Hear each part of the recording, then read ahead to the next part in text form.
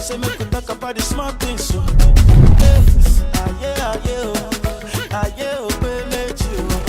Forget about the big things, so. Say make we talk about the small things, so yeah.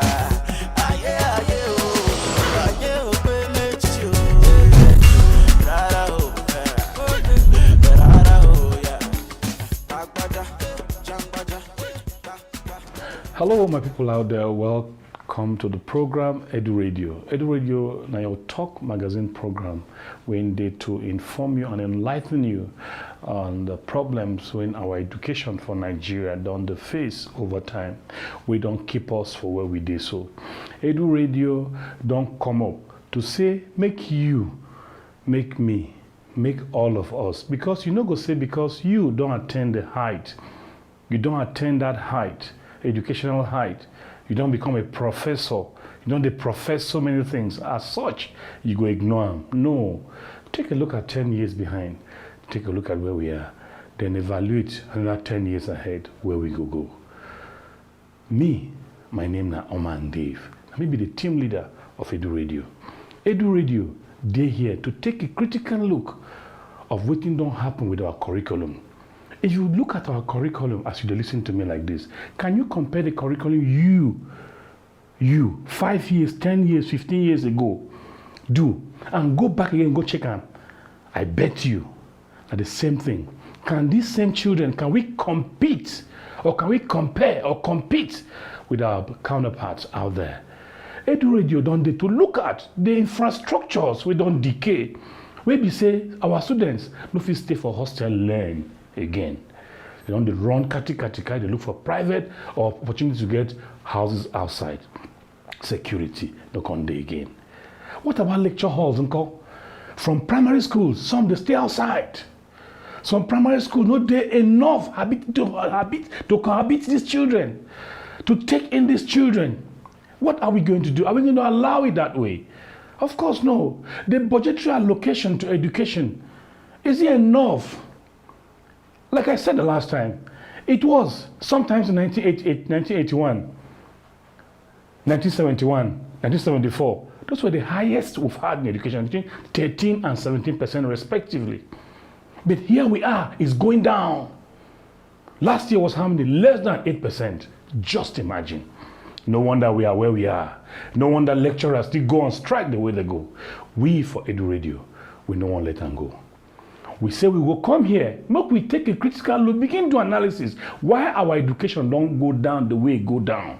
We no go just sit down and look, but we no go talk about education. We no go contribute to how education go fair. Now we say instead of us to begin to discuss that matter, as we like our children reach, make we keep that matter first. Bring students to refresh our students' memory for this pandemic.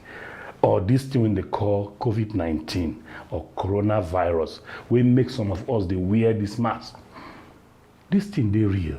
As our children, they are, especially the public school children, the primary school children, the secondary school children, when data be like oil for their parents. Well, enjoy this lecture as the teacher we go take on today. Physics, they here to give now the best. Edu Radio Studio, they here. Our Twitter handle, they here. Take your time, look at them. In case you get any observate, or you get any contribution, or you get any question, be free. Our email address, they here. Don't give up. Enjoy your lecture. Bye.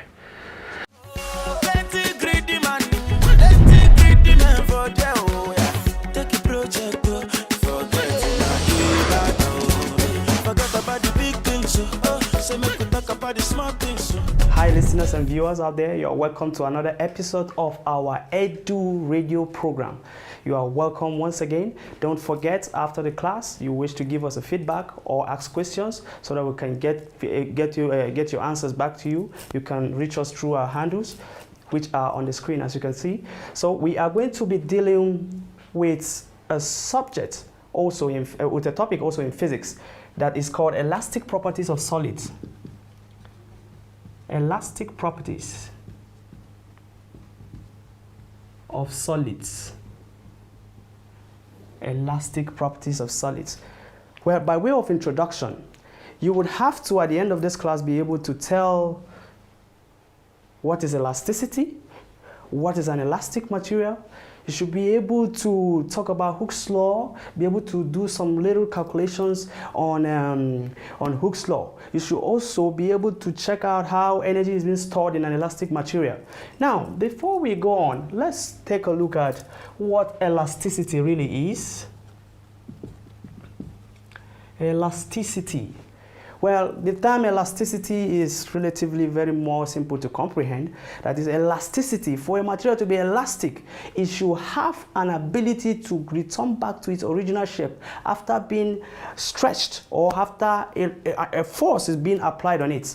The material should be able to return back to its shape. Therefore, we can say elasticity is the ability of a material to be able to regain back its original shape after being stretched. Now, what is an elastic material? An elastic material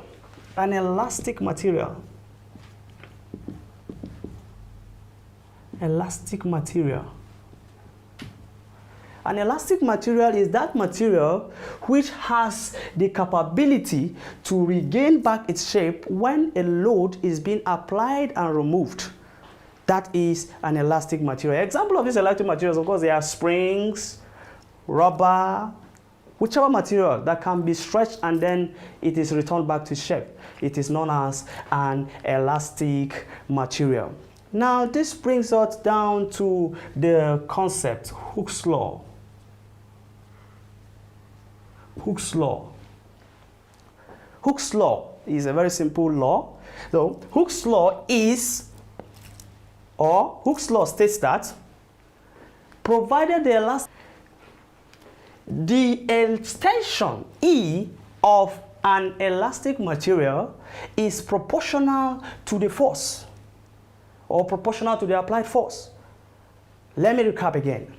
Hooke's law states that for if provided the elastic limit is not exceeded, the extension E of a material is directly proportional to the applied force. That is, the force is directly proportional to the extension E. Now, removing this proportionality sign, we can have F equal to KE, noting that F is the applied force, E is the extension, K is the elastic constant of a material.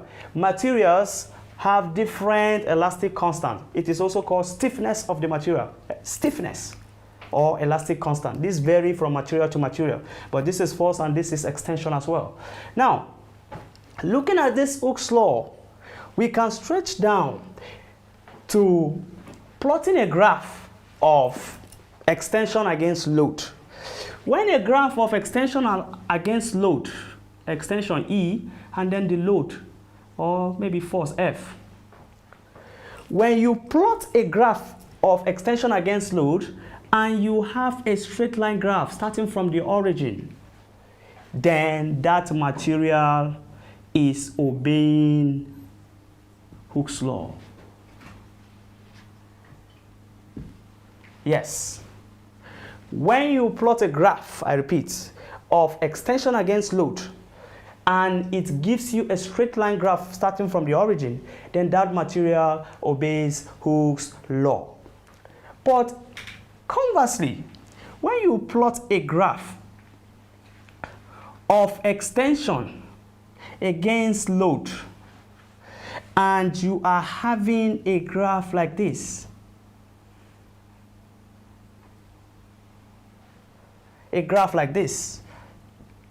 maybe here point P, here can be E, like that, maybe let's call here Y, let's call there whatever, B.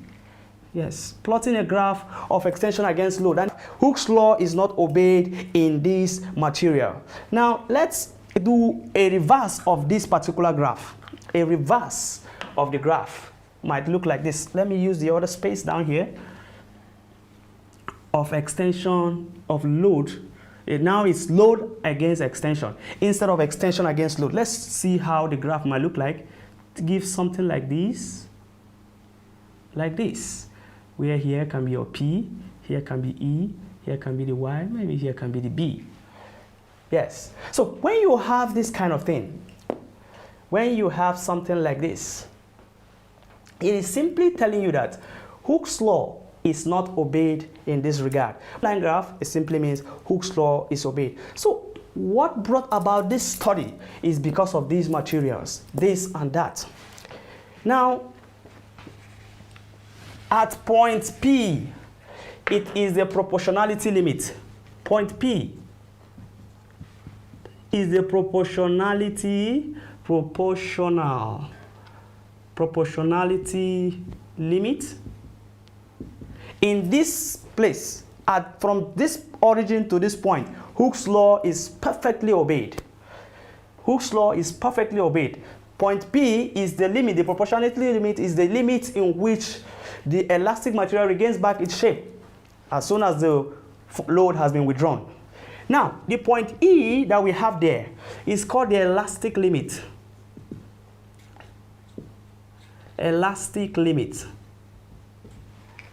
In this elastic limit, it is a point or a limit beyond which the material cannot regain its shape.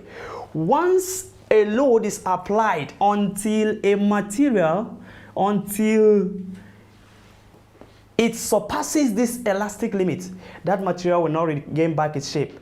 Now, the elastic limit itself, that particular point, which is the E, the body will return back to its shape, yes, but probably not fully, because you have exceeded the proportionality limit. The material might regain, but might not regain fully, but though it will still regain back its shape there, but not totally.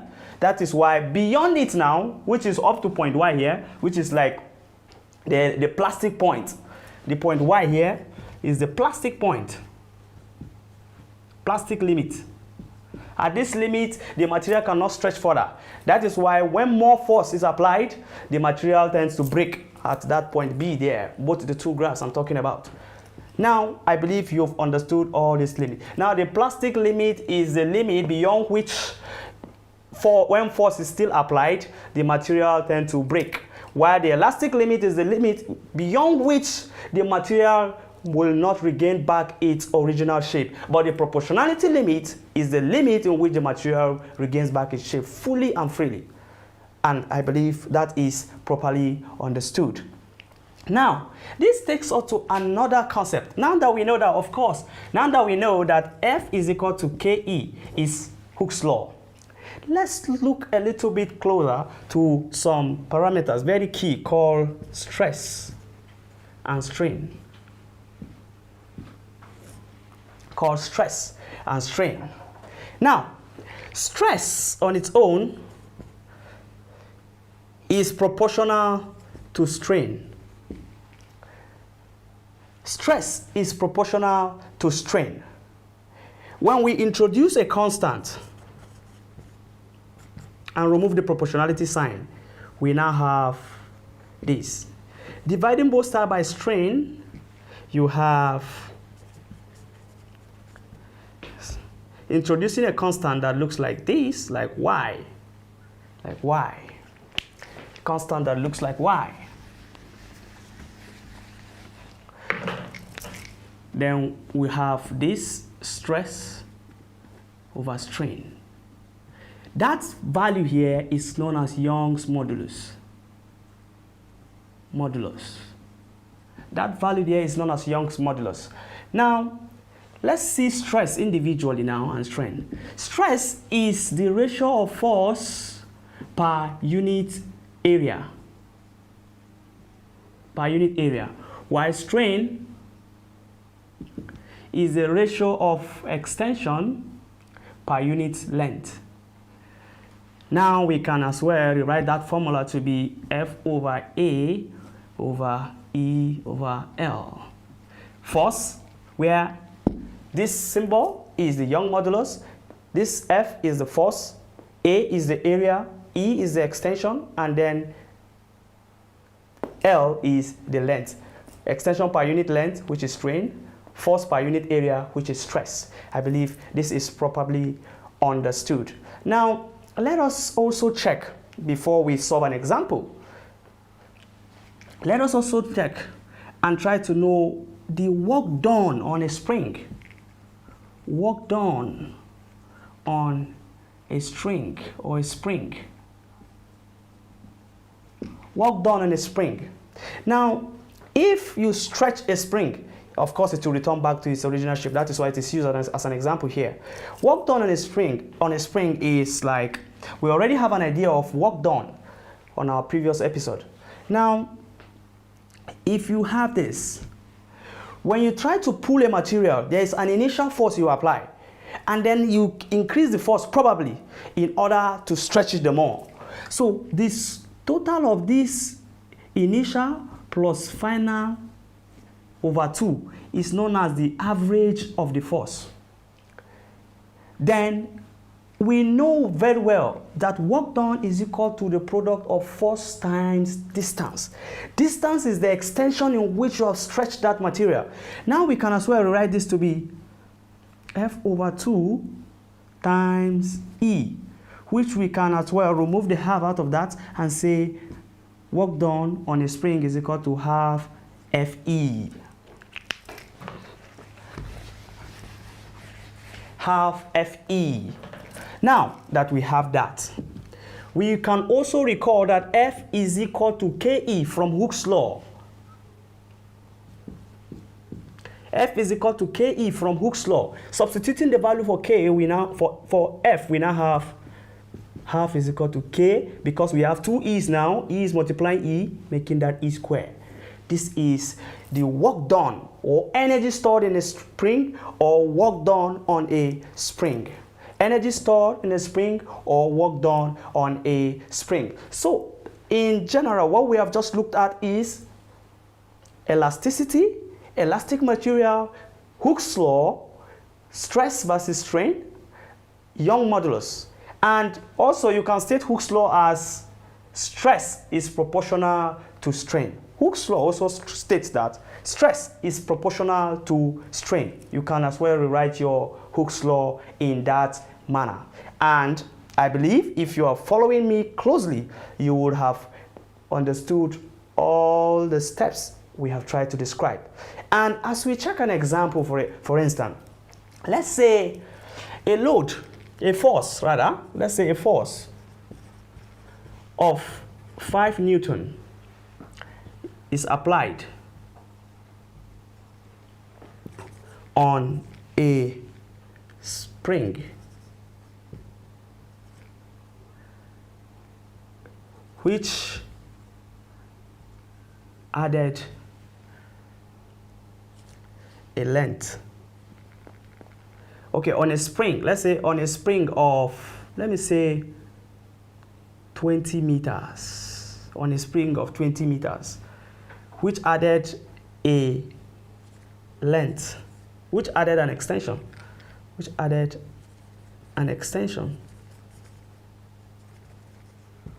of 0.2 meters.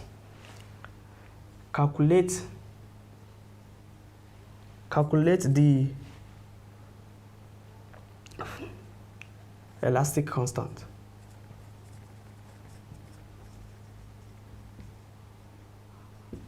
Of the material.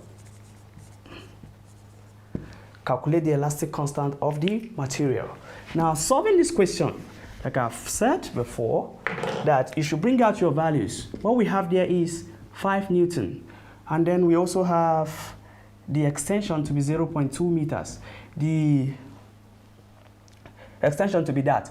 Now, what we are asked to find is K. We know from Hooke's law that F is equal to Ke.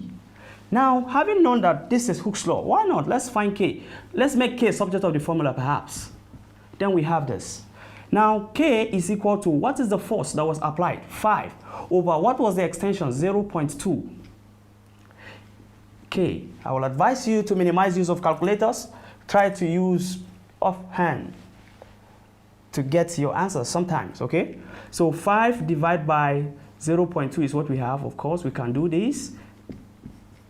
5 divided by 2 over 10. Now it is also 5 times 10 over 2, which is 50 over 2, which makes K to be equal to 25 Newton meter. So having done all this, doing the simple mathematics we have here, you have your elastic constant, which is K, to be equal to 25 Newton per meter. Because from the formula here, which is when we made K subject of the formula, you will discover that F is over E, F over E.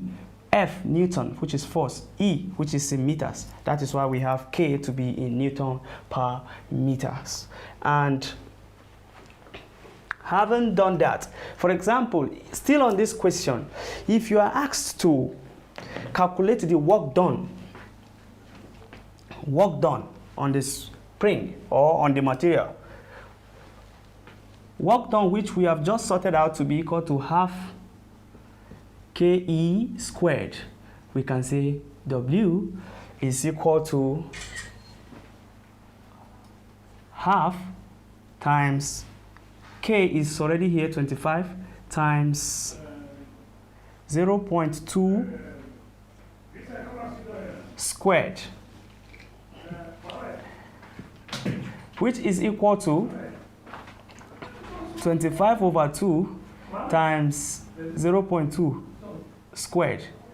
W is equal to 25 times 0.2, do that quickly.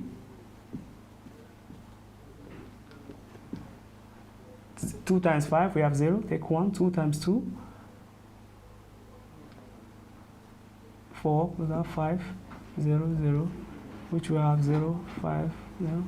We have 5.0, which we have 5 over 2. W is equal to, oh, we didn't square this particular value. So let's just do it this way. So there might be no need to even square. I hope and believe that you know that work done is also equal to half FE. So instead of bothering yourself with the squaring,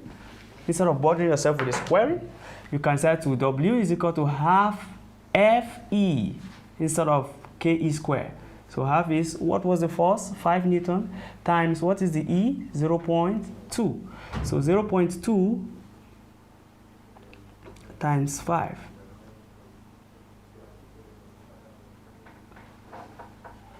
(0.2) times 5. We have that. Work done will be equal to 5 times 0.2 divided by 2. W is equal to 2.5 times 0.2. Then we have W is equal to, so multiplying 2.5 without the use of calculators, 0.2 is equal to 10, 2 there, 4, 5, and we have 0, 5, 0. It's 2 decimal places, 1, 2. So the work done is 0.5 joules at the end of the day. If you are asked to calculate the work done on this particular question, this same question, this is what should go. Now, having done all this,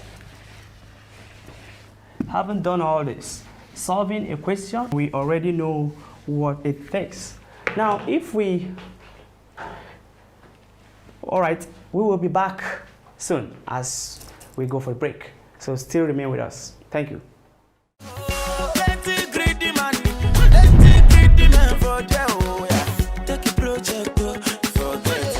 All right, welcome back. Now, in proceedings with our topic, elastic properties of solids, we will be continuing with some worked examples. Let's see some examples.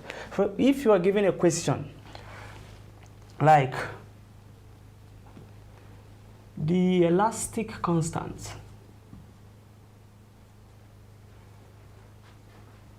of a material is like 1,500 Newton per meter. If it is stretched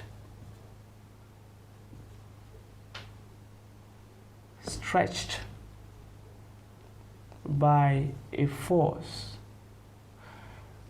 of 75 Newton.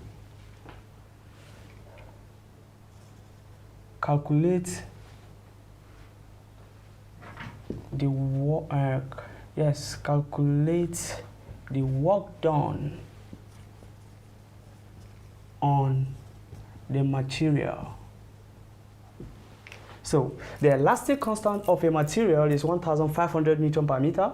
If it is stretched by a force of 75 Newton, calculate the work done on the material. Solution. You already know that our work done is equal to half Fe, or let's say, which is still equal to half Ke squared. Half Ke squared. Now, from the data given, let's see what we have and what we don't have. We have F already, which is 75 Newton per meter. We also have K, which is 1,500 Newton per meter. Then we don't have E. We do not have E. But we can recall that F is equal to Ke from Hooke's law. Therefore, we can find that E, which is the extension.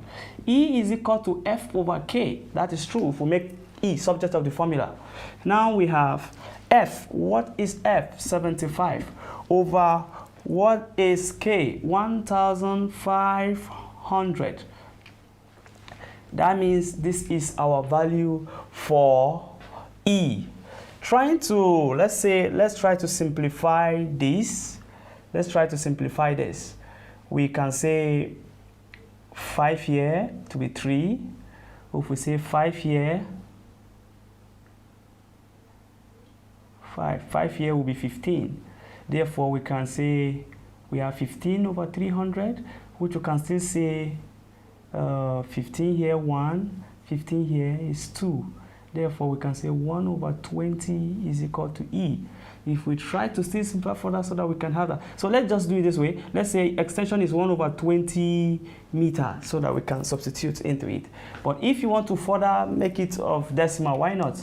0.05 meters.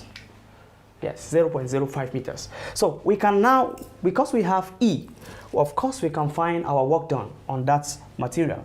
So we have, therefore, let the work done, W, be equal to half Fe. Let's use that one. Equal to half, what is the force? 75 times, let's say, can we use 1 over 20 or 0.05? Okay, let's use 1 over 20. Let's use 1 over 20. So what we have is W is equal to 75 over 2 times 20. 2 times 20, which is 40. 75 is equal to 40, or 75 over 40. W is equal to 75 over 40. So 5 here will be 15. 5 here will be 8. Yes, 5 here should be 8. Then, can anything go in here? W, which is our work done, will now be equal to 1 whole number, 8, 9, 10, 11, 12, 13, 14, 15. 1 whole number, 7 over 8. 1 whole number, 7 over 8 joules. 1 whole number, 7 over 8 joules. 1 whole number, 7 over 8 joules. That is the work done on that material. If you want to further break it down to decimal, what you do is, all right, this divided by this, we have 1. We have 1, remainder 7. 7 divided by 8, it can't. We have 0. We add 0 here. 70 divided by 8. 70 divided by 8, we can have about,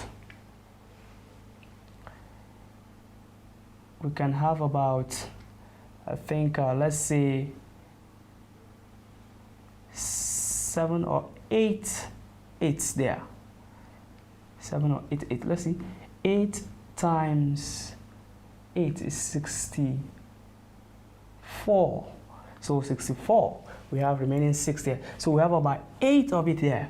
So remainder 4 if we proceed. So we can just leave it to these 2 decimal places. So 1.08 joules. 1.08 joules. So this can be your work done on the material of elastic constant 1500 and force that is applied 75 Newton. Now, I believe this question is well clear. First of all, you don't have the extension, but now you found the extension. And using that extension, of course, you can find your work done. And I believe this question is well clear. Now, let's add up another question at least. Let's get one more question before we go. Let's get one more question.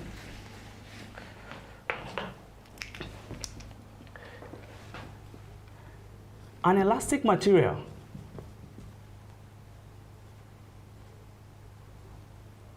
is of length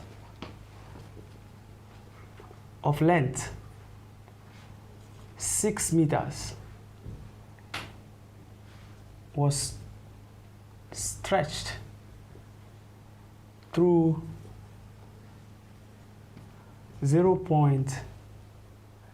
1 meter, or let's say 2 meters, so stretched through 2 meters by a force of 20 Newton. By a force of 20 Newton. Calculate the force that will stretch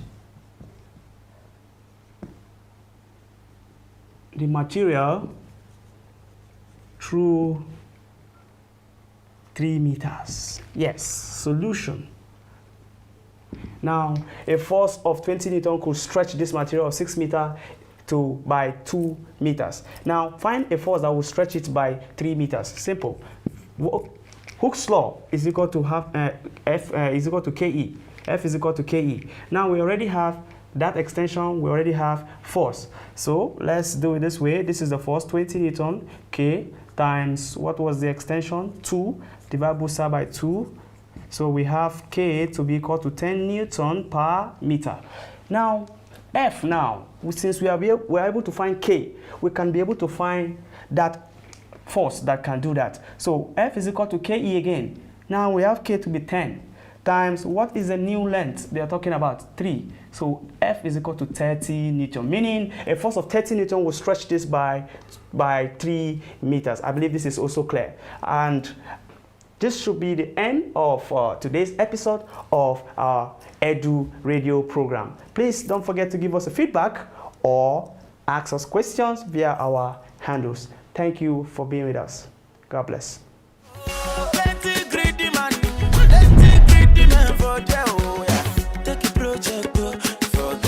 I hope you had a good time with our physics teacher. I hope say he do justice very well to the subject. Even though some of us we sabi run away from physics class. But then, I don't want to make you run away. Just stay put. Enjoy the class as you enjoy like this. But if in case you get anything we don't understand, when as a teacher teach, please, no hesitate. Our Facebook page they here. Our Twitter handle they here. Our telephone call, our email ID they here. Email us, tell us the problems. We there for you. That public child, you must attain the height when God don't keep for you. Bye-bye.